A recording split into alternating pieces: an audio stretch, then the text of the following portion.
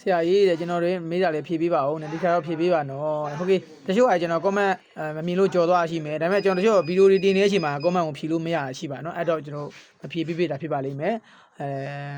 125 Gambo KB ဆို Gambo ပေါ့နော် Gambo မီးလဲလိုက်တယ်တဲ့ carburetor လဲဆေးထားတယ်ဒါပေမဲ့စီးလိုက်ရင်ဇက်ငင်ဖြစ်နေပြီးတော့ထိုးထိုးရက်သွားတယ်တဲ့ပြန်နှိုးခြင်းနဲ့နှိုးခြင်းမှနှိုးတယ်အဲ့ဒါတင်ပြပြောပြပေးပါဦးနဲ့ခုန comment တော့အရှိကြီးဖြစ်နေနော်ဟုတ်ကဲ့ပါကျွန်တော်တို့ဒါတွေကတီယိုဘိန်းမှာလည်းအများစုဖြစ်တာရှိတယ်ပြည့်ချက်တွေပါပဲเนาะဒါကာဗီတာစီးထားတယ်ကျွန်တော်တို့ကမီးလဲလိုက်တယ်ပေါ့ဗျာအဆင်ပြေတယ်ပလက်တွေလည်းလဲထားပါလိမ့်မယ်အဲ့တော့နှိုးလို့ရတယ်စီးလို့ရတယ်တခါမှာတွန်းဆုပ်ပေါ့ဆက်ငင်ဆိုတာတွန်းဆုပ်ပေါ့เนาะဆက်တယ်မှန်မဲနဲ့ထိုးရက်သွားတယ်ပြန်နှိုးရင်လည်းနှိုးခြင်းမှလည်းနှိုးတယ်ပေါ့เนาะဒီပြည့်ချက်ပေါ့เนาะကျွန်တော်တို့အများစုကဒီပြည့်ချက်ကတော့ကျွန်တော်ကာဗီတာစီးထားတယ်ဆိုတဲ့ခေါင်းစဉ်အောက်မှာကာဗီတာကကျွန်တော်က 100% ကောင်းပါတယ်လို့တော့ယုံကြည်စိတ်ချလို့တော့မရဘူးစီးထားပြီမယ်လို့ဒါပေမဲ့အများစုတော့အခုလိုဖြစ်တယ်ဆိုတော့ကာဗီတာကြောင့်ဖြစ်တာရှားတော့ရှားတယ်ဒါပေမဲ့ကာဗီတာကိုလည်းကျွန်တော်ကဗာဆေးရမယ်ဆိုတော့ခဏထိုးရက်တဲ့အချိန်မှာကာဗီတာခွက်ထဲမှာကျွန်တော်ကစီရှိသေးလားစီ level နည်းလားနော်ကာဗီတာဆေးနဲ့ဒုံးကြီးကိုမြန်စီဖိချုပ်မိလားဒါမျိုးဆိုရင်လည်းကျွန်တော်ကကာဗီတာကနေပြီးစီမရောက်စီရောက်နေပြီးတော့မှရက်တာမျိုးတော့ရှိနိုင်ပါတယ်ကာဗီတာကြောင့်မဖြစ်နိုင်ဘူးလို့ပြောလို့မရဘူးနည်းငယ်တော့ဖြစ်နိုင်ရှိတယ်ခုနရက်တဲ့အချိန်မှာကျွန်တော်ကခုနလိုမျိုးဒုက္ခမတက်ထားနဲ့ပေါ့ဗျာစမ်းစီးရမှာပေါ့စီပိုက်ဖြုတ်ကြည့်လိုက်စီလာလားကာဗီတာခွက်မှာလည်းစီရှိတယ်ဆိုတော့ကာဗီတာမဟုတ်ဘူးပေါ့ဗျာသူကတွန်းလည်းဖြစ်တယ်ဆိုတော့မီးပန်းဖြစ်ဖို့ရာခိုင်နှုန်းပိုများပါတယ်မီးပန်းကတော့ကျွန်တော်ကအများစုဖြစ်တာရှိတဲ့ပြည့်ချက်ကတော့ဒါ CDI လောက်ပဲဖြစ်ပါတယ်နော် CDI ကြောင်ရင်လည်းဖြစ်တယ်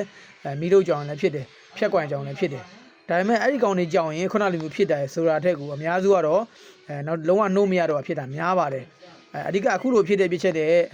90ရာခိုင်နှုန်းတော့ကိုက်ညီတဲ့တကယ်ယောဂရှင်ကတော့ကျွန်တော်တို့ကဘလက်ကွမ်ဖြစ်ဖို့ရာခိုင်နှုန်းပိုများပါတယ်ဗျာကျွန်တော်မီးတို့ဖောက်တယ်စီတိုင်ဖောက်တယ်ဖြက်ကွမ်ဖောက်တယ်ဆိုရင်အခု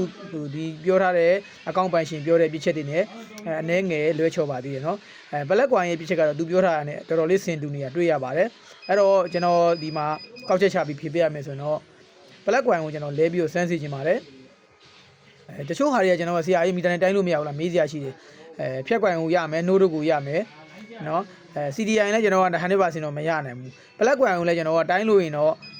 ကောင်းတယ်ပဲပြရမှာပဲဒါပေမဲ့ဘလက်ကွမ်ဖောက်တာကမီတာနဲ့စစ်လို့မတွေ့တဲ့အဖြစ်ပါအဲ့တော့ဘလက်ကွမ်လဲပြီးတော့စစ်ဆေးစေခြင်းနဲ့အများစုကျွန်တော်တို့ကြုံတွေ့ရတဲ့ပြဿနာတွေကလည်းအဲ့ဘလက်ကွမ်ဖောက်ရင်ခက်ပါတယ်စီးရင်နဲ့အဲ့လိုပဲခုသူပြောတဲ့ပြည့်ချက်လိုပဲတွန်းနဲ့ထိုးရက်သွားတယ်ပြန်နှိုးရင်လည်းနှိုးခြင်းမှနှိုးတယ်ခဏနေတွန်းလာရင်လည်းနှိုးခြင်းနှိုးသွားပြန်ရောဒါမျိုးကိုကျွန်တော်တွေ့နေရတာတော့ဘလက်ကွမ်ကြောင့်ပဲအဖြစ်များတာဖြစ်ပါတယ်အဲ့တော့မိတ်ဆွေညီကိုတေယိုဘိန်းလေးဖြစ်တဲ့အတွက်ဘလက်ကွမ်ဈေးမများပါဘူးဘလက်ကွမ်လေးအစ်တစ်လုံးလဲဆန်းစေခြင်းနဲ့ဒါဆိုရင်တော့ဖြည့်ထူးကြပါလိမ့်မယ်တခုခုတော့တွေ့ပါလိမ့်မယ်နော်ကျွန်တော်အတွေ့အကြုံရဆိုရင်တော့ဘလက်ကွမ်ဖြစ်နိုင်ကြီး90%သိကြပါနော်စစ်ကြည့်ပါလဲကြည့်ပါ